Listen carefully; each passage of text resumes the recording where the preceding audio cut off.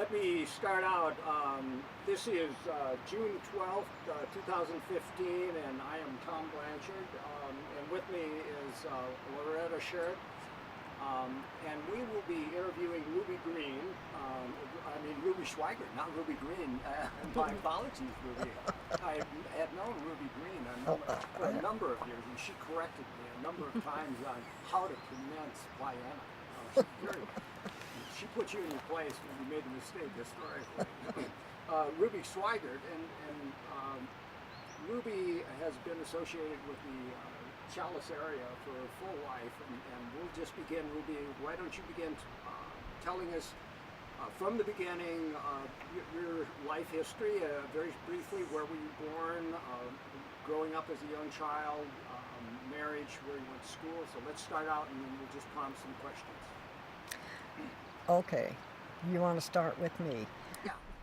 The first thing I would like to say is that my parents were Italian immigrants who came to America to find a better life, and they had 6 children. I was one of the last 2. I was born in at the family home at Birch Creek on the dining room table. I've lived in Chalice all my life, except for when I went away to school and worked elsewhere. My parents when they first came, they lived up on the East Fork of the Salmon River. My first 4 siblings were born there. My father worked in the mines until he earned enough money to go into partnership with another Italian for some land, and they started a little farm, I guess. I don't know what they raised at that time. But from there, then he moved on down to the Chalice area on Birch Creek to a small ranch there where he had a herd of sheep. And so I grew up around sheep and little lambs for a long time before they went into the cattle business. This is the Piva family. That was the Piva family, yes. And eventually? Eventually they bought a ranch below Chalice and got into the cattle business big time with property they bought in Stanley, yes. So they had a big ranch in the Stanley area? They had just ranch land where they grazed their cattle. And that was summertime grazing? That was summertime grazing, yes. And in the wintertime, the cattle were all trailed from Stanley to Chalice along the Salmon River, and the winter was spent in Chalice. Now, there was quite a large Italian community here. Oh, yes, there were a lot. Can you describe that a little bit? One of the Padrini family lived up East Fork. I knew them, and my parents were the only Italians that I know of who actually told their children they had to speak English and not Italian. And the other family, the Padrini family, and then the Cominati family, and the Maraffio family, all had children who mostly learned their English when they started school. My father and mother both taught themselves to speak and write English. My mother always put H's where they didn't belong and left them off where they were supposed to be. And we always used to tease her about that. But they both could speak English and they both could write English. And insisted that you... And insisted that all of us did, yes. When did they, what year did they come in here? My father came and arrived in 1904, and he and my mother had just known each other as kind of childhood boyfriend, girlfriend, and she was only 15 when he left Italy. He was 18 when he left, 19 when he got here.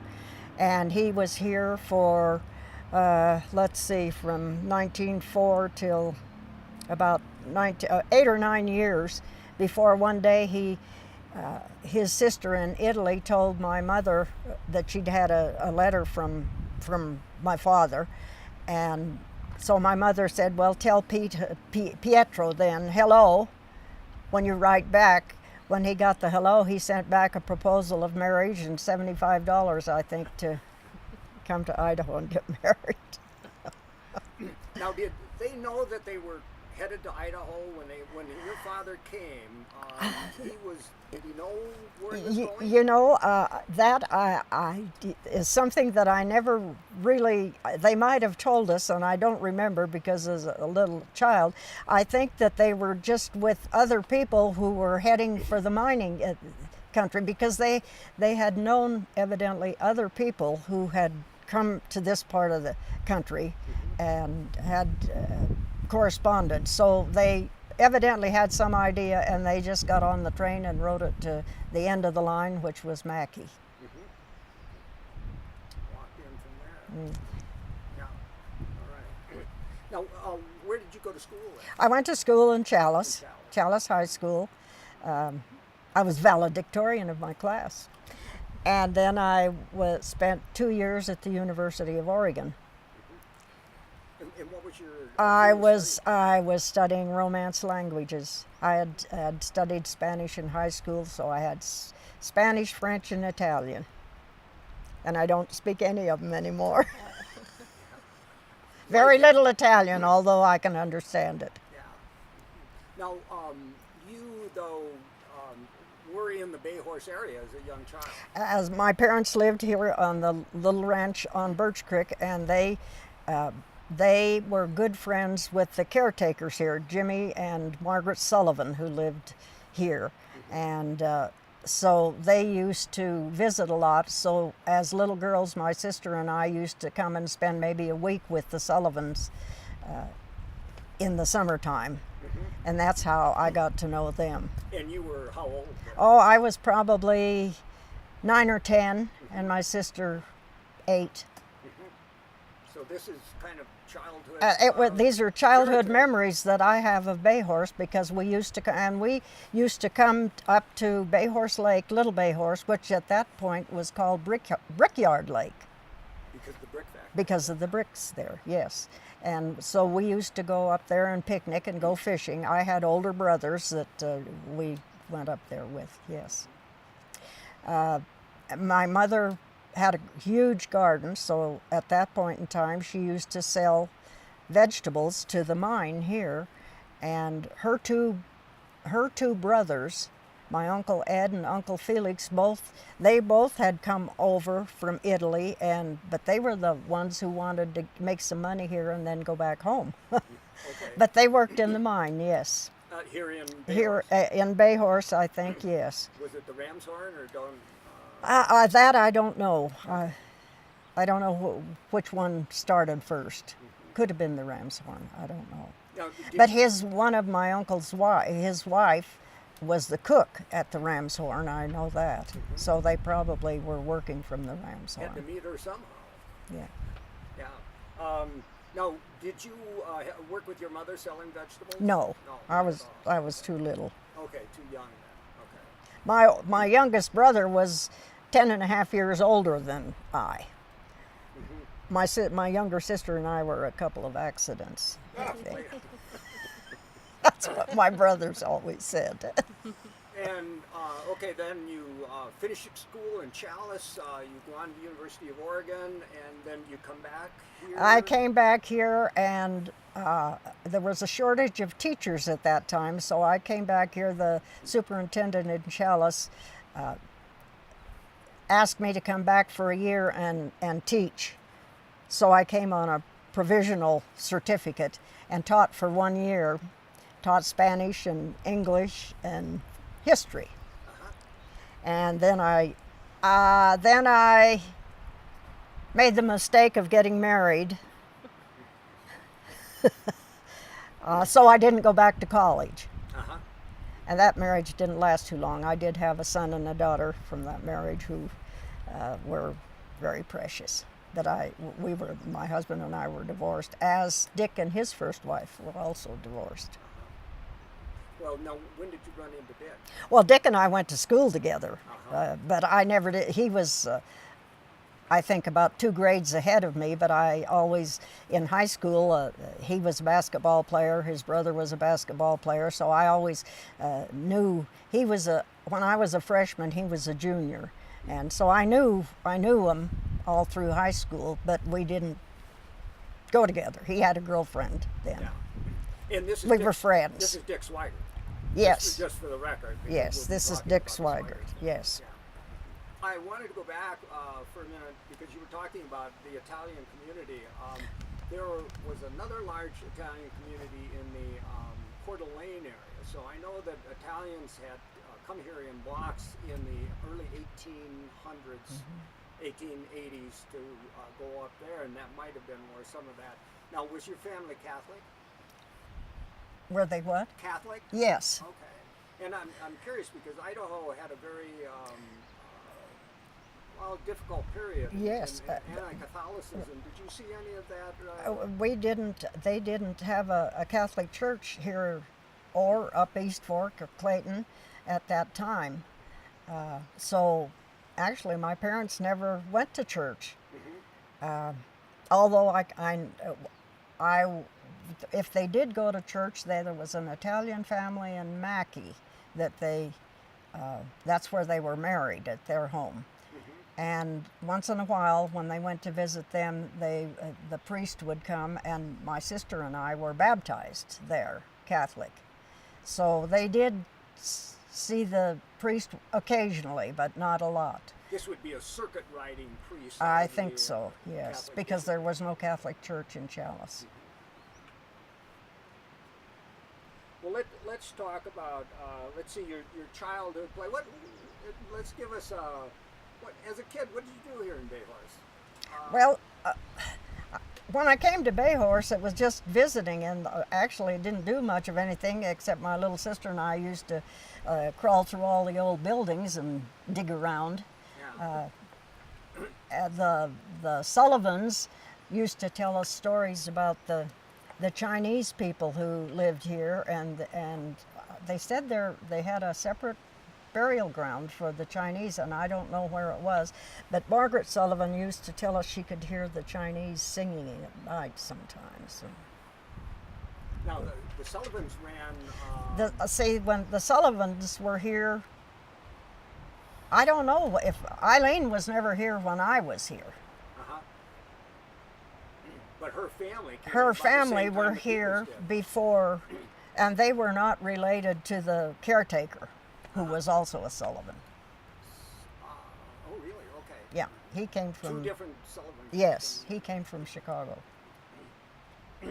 So playing around here, we just, we were just around. Kids.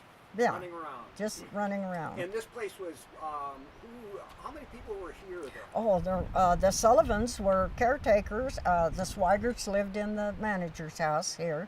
And when Jim Salisbury came, there was a little house right next to the hotel, just a little house that he used to stay in. But there weren't that many people. The people the miners who worked here drove back and forth. Where did they come from mostly? Mostly, the ones that I knew, some of them that are in this picture were locals. Chalice? Yeah, Chalice. I mean, were they living on ranches and coming in here and mining? Okay. They didn't live in Bayhorse. Yeah. Now I have my older sister. When he worked here for a while, but the Post Boy is part of the Ramshorn group. It's below the and it's below the Ramshorn. But it was controlled by the Ramshorn. Yes, but it was they worked there. They were there for a while, but nobody. The Swigerts lived here, and the others, as far as I know, none of the others did. Well, I think some of the Sullivans may have, but that was before I'm sure they did live here, but I don't know about that. And roughly what year are we talking about here? Well, let's see. If I was 10 years old, I was born in 28, so that must have been about 1930. Yeah, that's very possible, because the Sullivans Jimmy Sullivan had bought a new 1939 Chevrolet business coupe. It was chocolate brown, and I can remember how proud he was of that vehicle. He drove it until he died. I had several trips to Salmon in it with him and his wife when they'd go to. That was the big city in those days. It would be a big thrill. That was, yeah. A car like that going to Oh, Salmon. yes. Yeah, absolutely. So, well, let's think about how many, when you said the miners came in here, how many do you think were working in the area? I mean, See, there were a lot of mining claims up at the Riverview and up at Juliet Creek. I think there were some up there.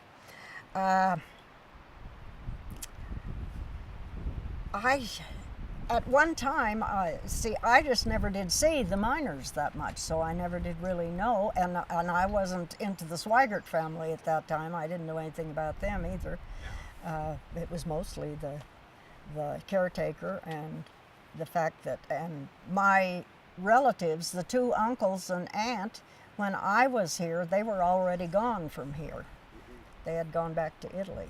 Actually, so they had mined here to make money so that they could go back. And what they did when they came here, they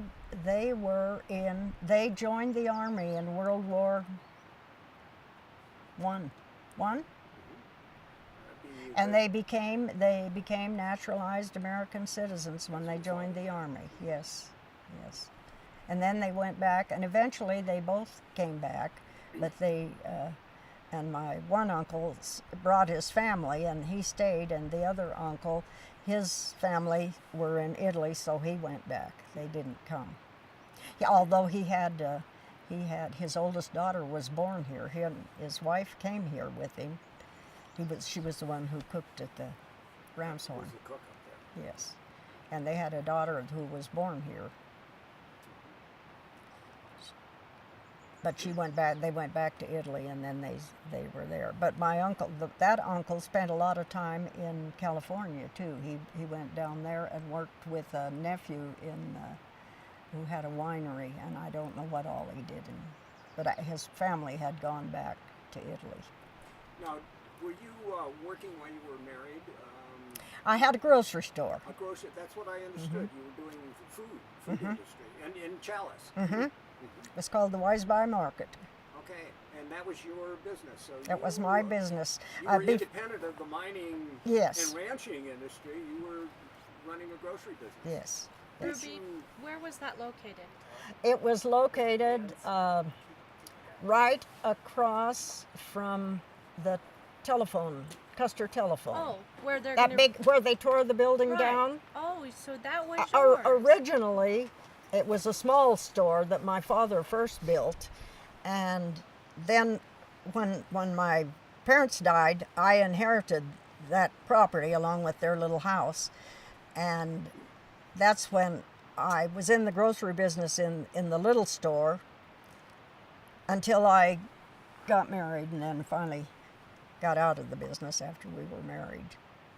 Oh, so you discontinued being running a grocery store during your early marriage? Yeah, but I still owned the property, and I leased it out,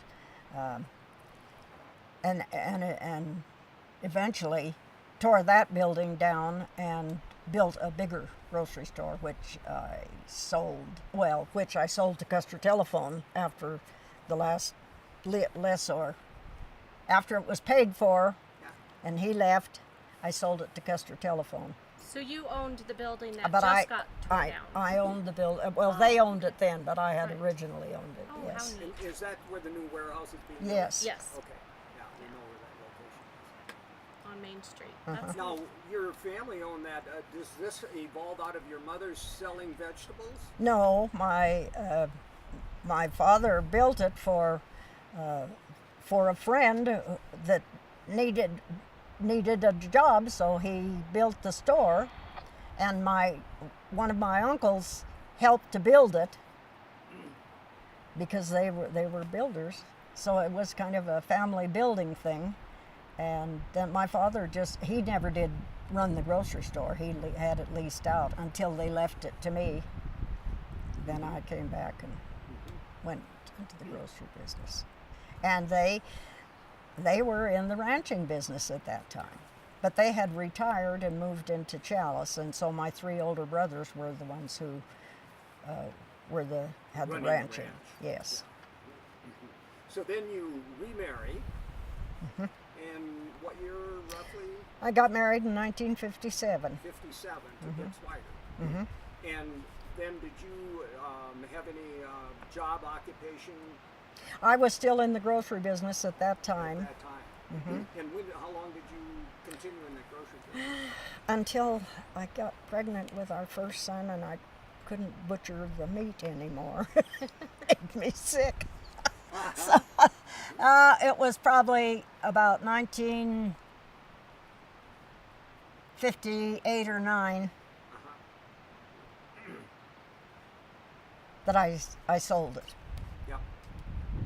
And then you were housekeeper, wife, or did Yeah. you have another business after No, that? no, didn't. Nothing after that. I used to substitute at school. Oh yes, I worked for community cable television when it first came to Chalice in the office, but that was something I could do while my children. That was after my husband died.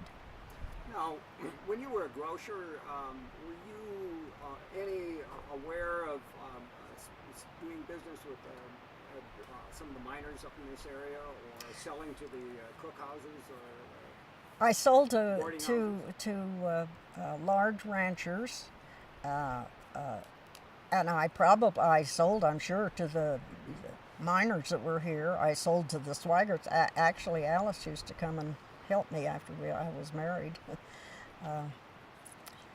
But I wasn't aware of? aware that they were doing it. No.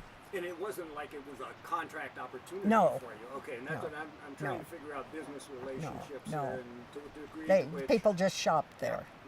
families came in and bought stuff rather than the boarding house. That's having right. a place to order. That's right. About 59. Let's see now.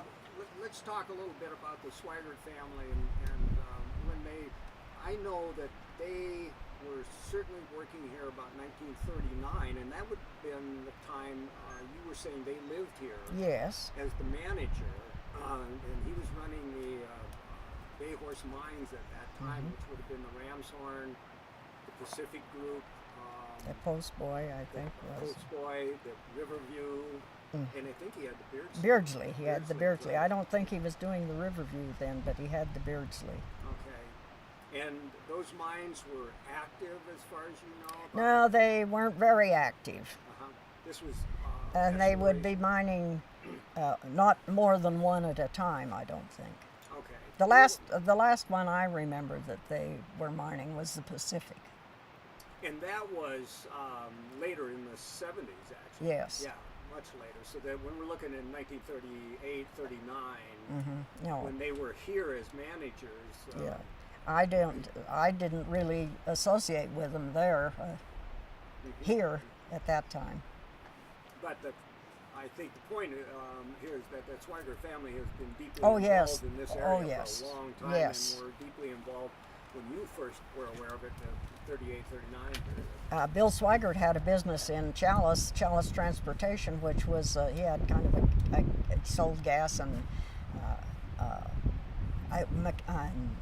they worked on mechanically on vehicles for people. But he had a manager there who took care of Chalice Transportation because his love was Bay Horse. His love was the mines. That would be out But here. the Chalice Transportation Company operated for a long time. Actually, it became more lucrative than Bay Horse until after he died. And that's probably the story of a lot of side businesses Yes. in mining. Yeah. There's a real fun letter that Bill has written back to Salisbury, and he's thanking him for a gift that Salisbury had sent to Alice. And Alice's message to Salisbury was, "You better not be spending your money on gifts because you're going to need every bit for the mines." I can believe that, yes. Yeah. Now, in 1950, the Swigerts joined Orange James Salisbury, and you knew the I knew. Salisburys. You didn't know I him as just knew Orange. him. I just knew Jim Salisbury. Yes. Jim or OJ. Yeah, OJ. Everybody called him OJ or Jim. Yes. I never knew his full name. You told it to me. That's the first I knew of it. That it was Orange. Yeah. Now, the Salisbury family had owned that mine from the beginning of Bayhorse. Now that I did not know. His grandfather bought the Bayhorse, the Ramshorn mine, very early, and it stayed in the family. It got passed on. Very unusual mine holding story in a sense. So Salisbury comes back in and has a business with the Swigerts that lasts for years. Do you know when it finally is? That when they sell to Dooley? Is the end of that? Dooley Wheeler. Well, the Umont mine. Yeah, I remember that it was. They were all involved in it, but I can't tell you what year it was. Okay. But I was married to Dick at that time. We had a family. And what can you tell us about Jim Salisbury? He was tall, very tall man. And whenever he came to he had lots of meals at our house, as well as with Bill and Alice. He always brought goodies for my children and a couple of bottles of Riesling wine from California. He belonged to the Bohemian Club in San Francisco. And he always brought us their name brand of wine. He was a good friend. Yeah. Now, he was a financial investor. I guess. In mines. His family actually made a fortune in the West as they were freighters and stagecoach operators who then made money and invested in mines and banks and so have been prominent business people with major headquarters in Salt Lake and in Idaho Falls. Jim Salisbury had a property. I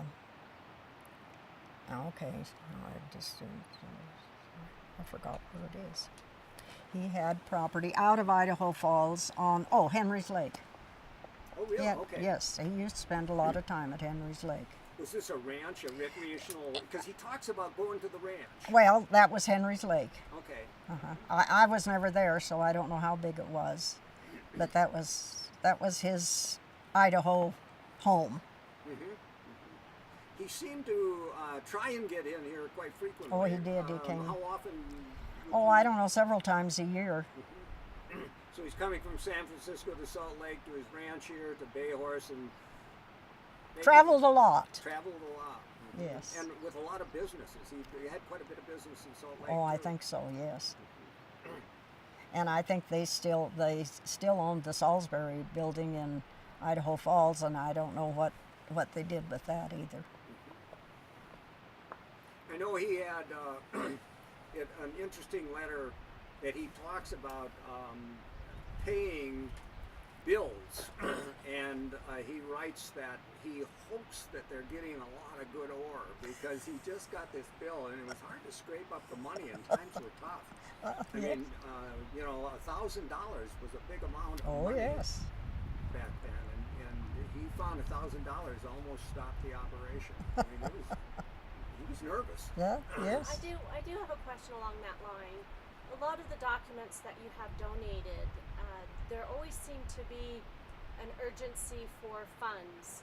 Did you ever want them to just walk away and just be done with the whole mining business? No, because most of that was before my time with them, and they seemed to be managing quite well at the time that I became a Swigert.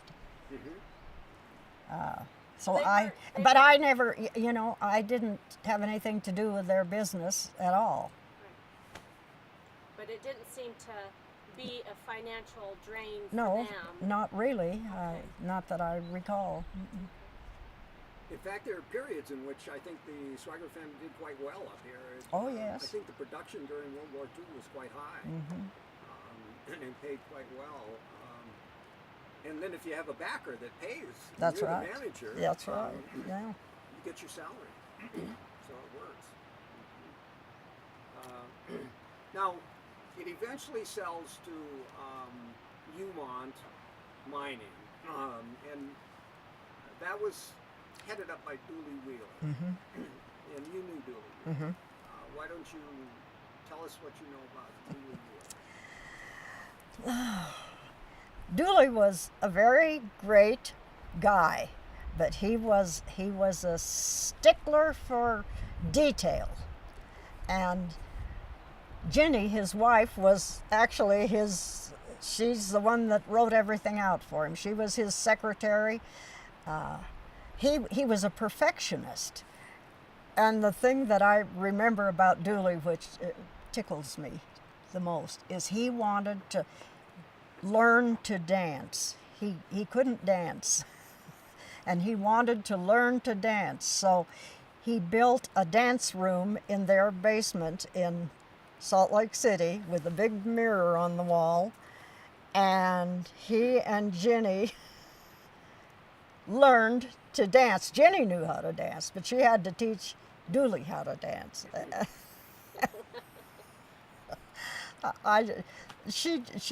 Jenny used to say, oh, we had another dancing lesson today. But he was a perfectionist. Yes, he was. He wanted to be good at it. And he was that way about he was that way with his children. He and his son Norman really didn't get along that well, because I think he wanted more from Norman than he could get. And same thing with Marjorie, I think. But after they all got older and grew up, then the family was fine again. But Dooley was a hard person to deal with. His letters have an edge to him, and the only thing important to him was finding minerals. I mean, when you read his letters, and anything that got in the way of that was nonsense. He wrote a little. I don't know what you would call it. It was a little thing, and he just finished it just before he died. He talks about Tom and Eileen Shivers a lot, and he talks a little bit about Bill and Alice Swigert, but it's mostly about what is an American, and he called these people great Americans. See, and if you don't have a copy of that, I have a copy. We might. We'll check. I think you should have. Yeah.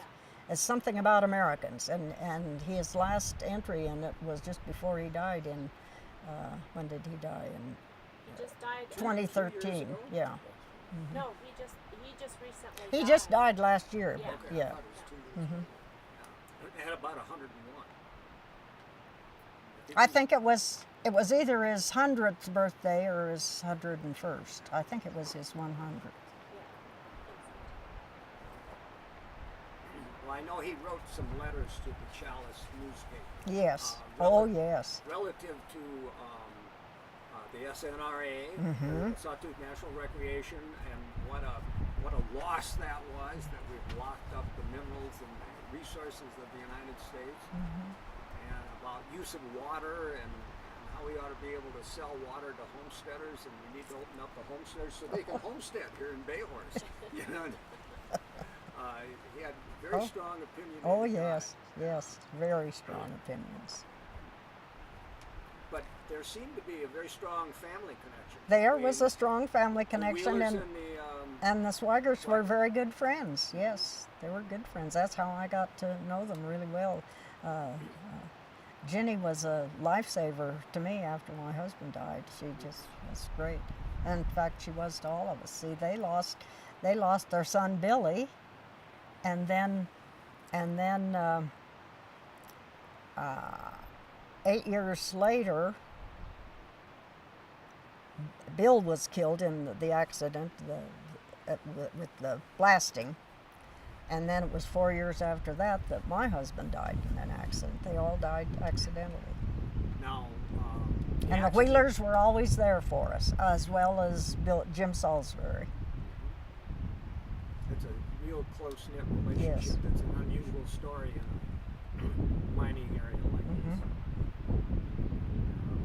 Now, just for clarity, Bill was killed in a dynamite blast accident, but he wasn't in a mine No, accident. He was they working were- a contract, For Salmon River Electric and they were. Co-op. And what, They were putting in new power lines downriver from Chalice, north of Chalice. and he had a defective fuse. Yes. And that was, we were talking about the date, trying to date that to sometime in the early 60s? No, let's see. I think it was the early 60s. Let's see.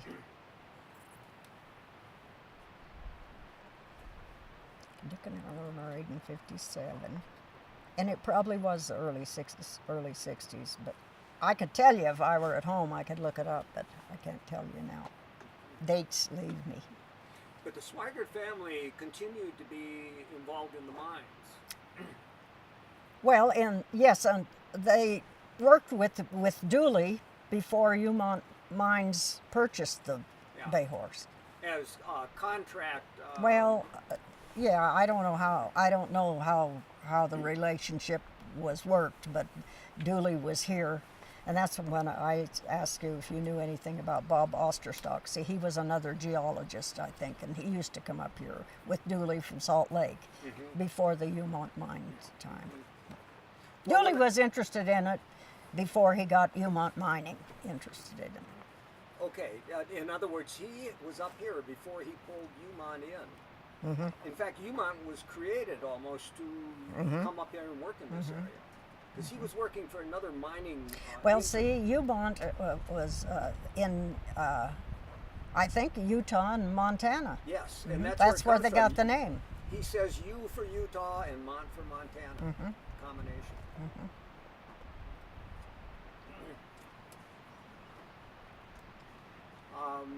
So after, so they continue, the Swigert family continues to have an interest until Dooley Wheeler buys it, but Dooley has been contracting with them for services all the way along.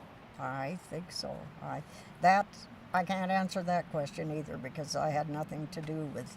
I knew he was involved, but I didn't know how. Yeah. Well, when I read the old mine inspector reports from the Bay Horse Mines, which was the reports were filed by Bill Swigert.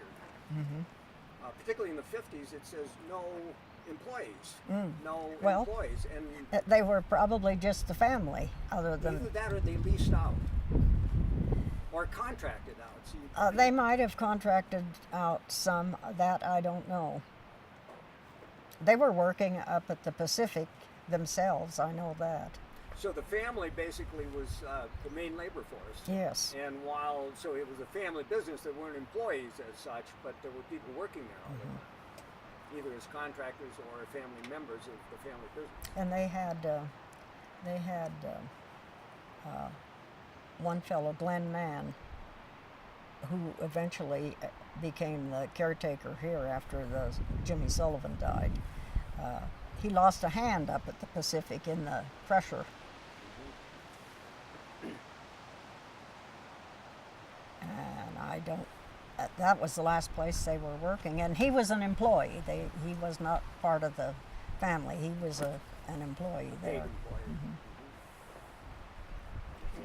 Now the Pacific, they were building a mill up there. Seems to me, in the reports, they're always building or repairing the mill. That happened. I mean, they're constantly changing the mill. I don't remember a mill at the Pacific at all. There were some buildings there, but I thought they brought it to the mills down here, the ore down here. I don't know. Okay. I don't recall because I was only there maybe 2 or 3 times. Now you knew Julie's son and daughter, Yes.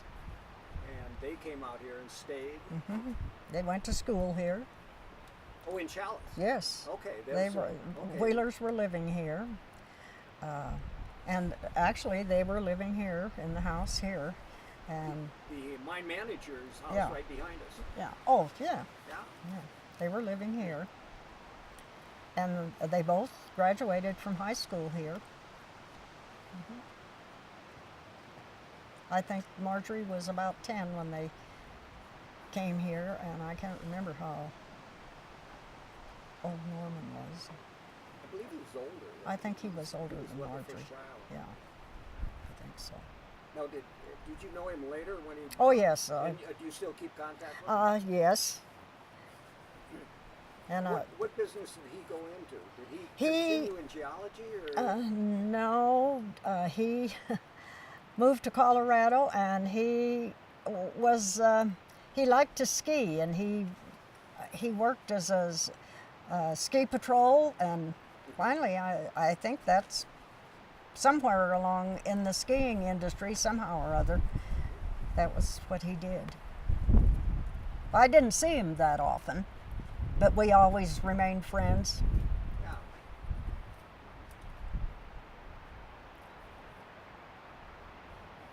Now, did you follow the process of the park buying this from Dooley? The No, state of Idaho buying this from Dooley? no, And some of the cleanup that's gone on around here? no, I didn't even want to see it. You didn't want to see it. Has No. this place changed dramatically This as a result? place, I would not know it Yeah. today. No. It's considerably different. Now, Considerably. would you suggest we've lost some character? Well, we've lost some buildings, Yeah. and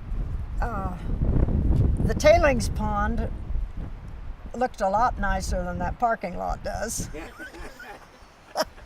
With the slag piles down there and all Yes, the sand and everything. yes, yeah. Did you happen to know Bill Ham? No, I didn't know him. He was a caretaker up here Yeah. too, wasn't he? Yeah, I recognized the name, but I never did meet him. Okay. I think he was here after my husband died. Yes. And in fact, up into the 90s. Yeah. He was under Umont Mining. Yes. Yeah. Yeah. Dooley had hired him, and I think he had a slate. Yes, a little slate business going. Yes. He's the one that put the nice roof on the outhouse out there. Oh, really? I hadn't seen that. Oh, you need to. I'll have to go see it. This is the nicest outhouse in Idaho. Does it have a fur-lined? No, I didn't. I haven't checked the inside. I just like this. I like the slate roof. Yeah, yeah.